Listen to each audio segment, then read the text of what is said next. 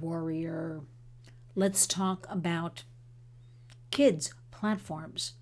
Do you think social media harms everyone?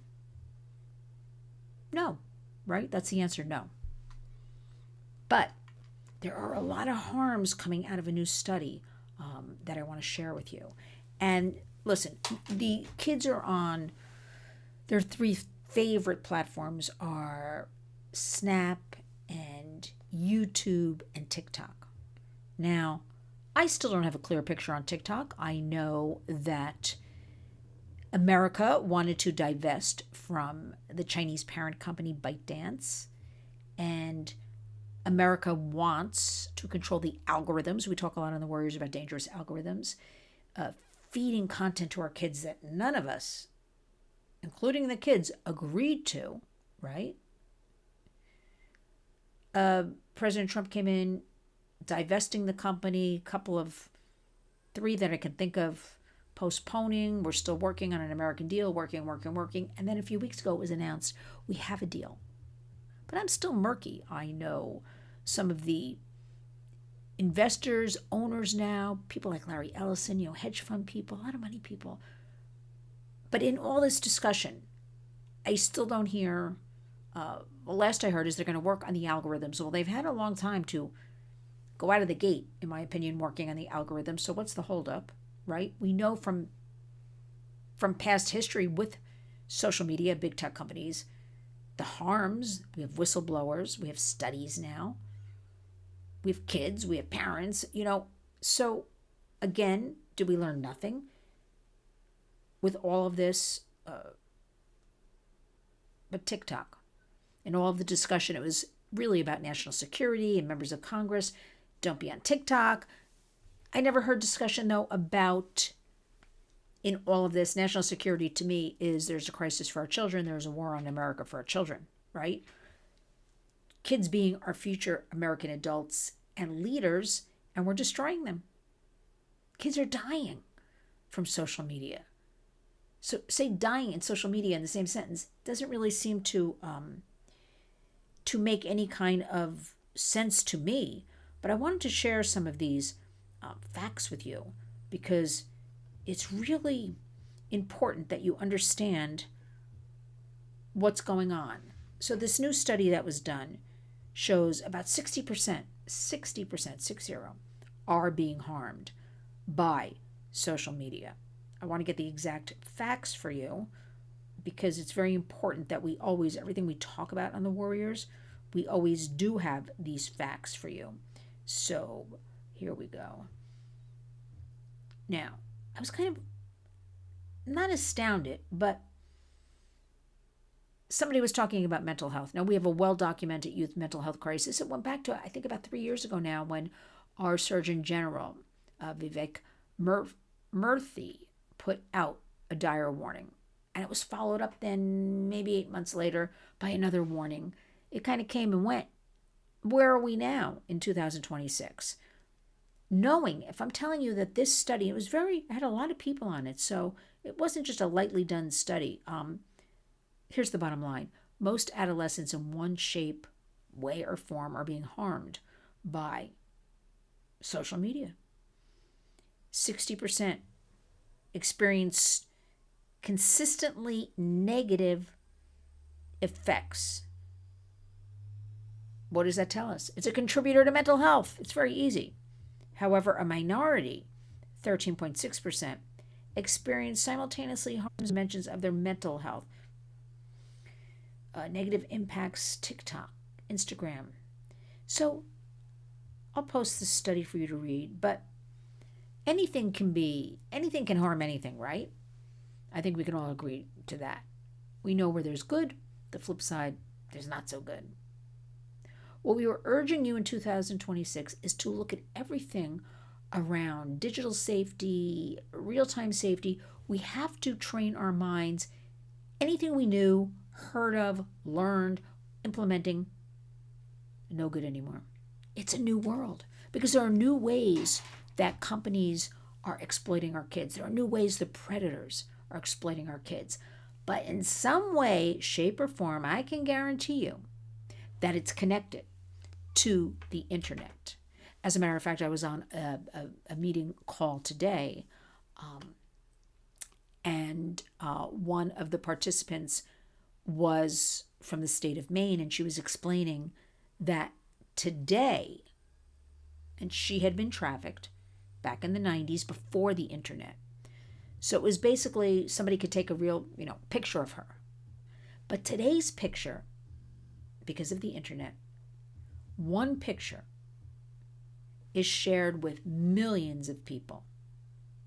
You have to understand the bottom line. It's very crass, but it's the reality, because I do hear on a daily basis, Lynn, why does this happen? There's so much money to be made.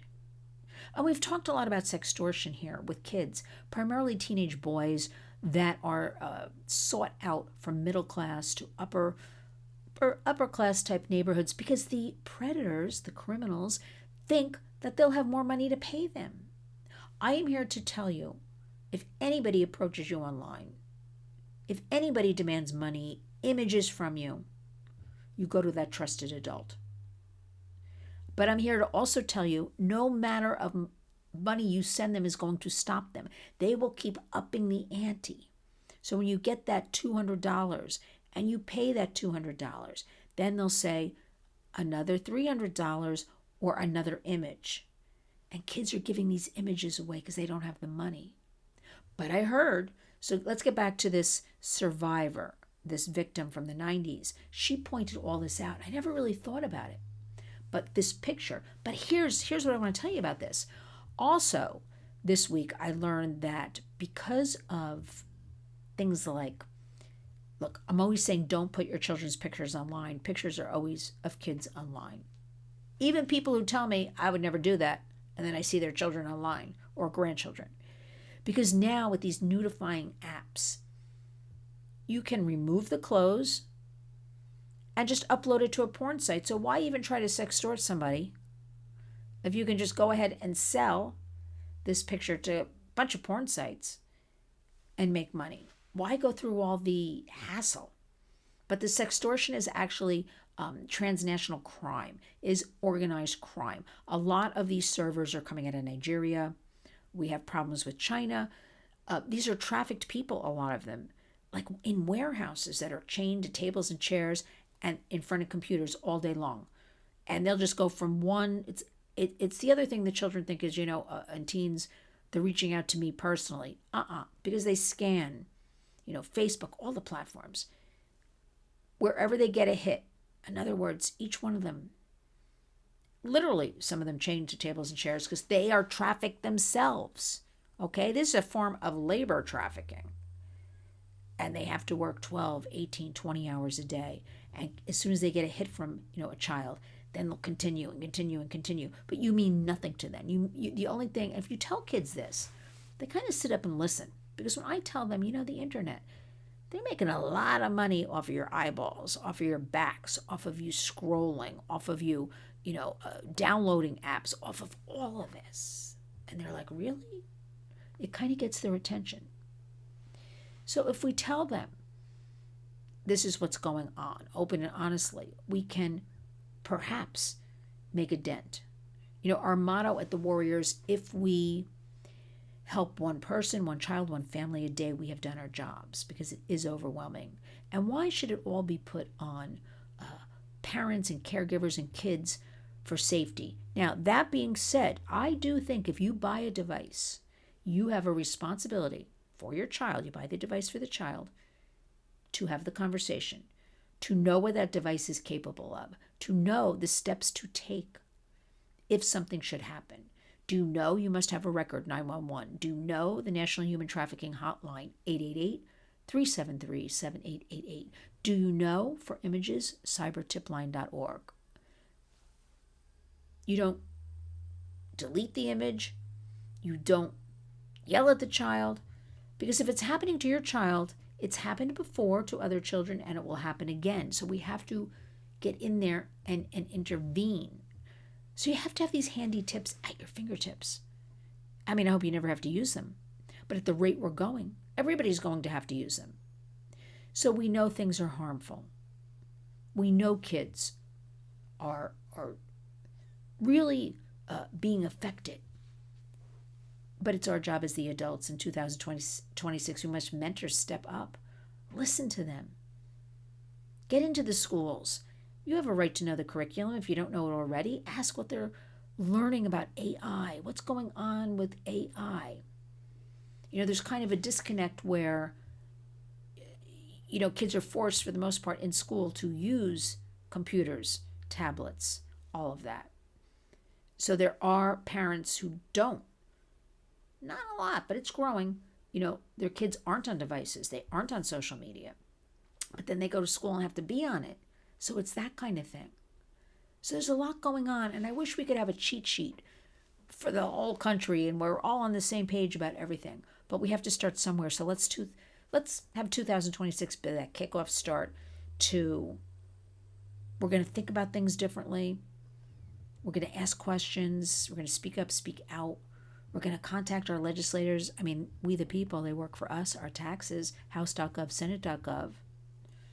We're going to be on top of things. I know everybody's working. I know everybody's paying bills. I know everybody's running around. We got to stop. Take stock. Look at our national report cards that came out a few months ago. Every grade, K through 12, is failing. Math, science, it's everything. A wonderful young woman working in a colleague's office shared with me.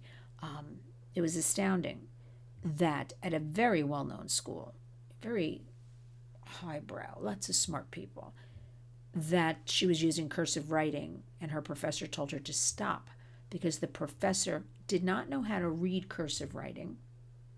And also the fellow students, and she had gone to Catholic school, so they were still teaching penmanship because not a lot of schools are.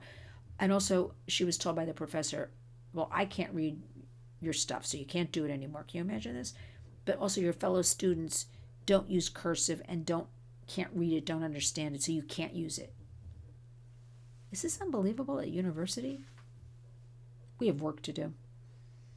When K through 12 are failing in every subject. And one grade, it was 12th grade, I believe, got 32% success in science. Kids can't read. Kids can't write. And we're giving them computers. And now we're stealing childhoods even more by giving them AI. Remains to be seen, but it's not good.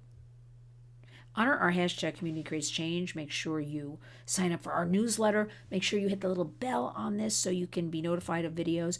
Make sure you share our information. We have survivor leaders. We have survivor parents in our interviews. We have experts, subject matter experts. We have some government people, law enforcement. We got the gamut. So come on along. Let's not let these predators continue to win. And that being said, you got to do it. You got to, push up the sleeves, a little elbow grease, because it's about protecting our kids, protecting our future American adults and leaders. Where are we going to be in 5-10 years? We've got to stop this. 2026 is the year. LynnsWarriors.org is the place to be. Also on X, Facebook, Instagram. Warrior Wednesday, every Wednesday, 1 a.m. Eastern Time. I know. We take it where we can get it on the other side of midnight with Lionel. And that is an hour about what's going on that week. Okay? You can look for that new one. Just went up today. And, 1 a.m. is 10 p.m. in California. And WABC is in 178, WABC.com is in 178 countries. So everybody's on different times. Just so happens in New York, it's 1 a.m. I'll take it. Anytime I can get information and share the warriors with you, that's our job. Join us. Community creates change. When you wake up each and every day, you go out and be a warrior.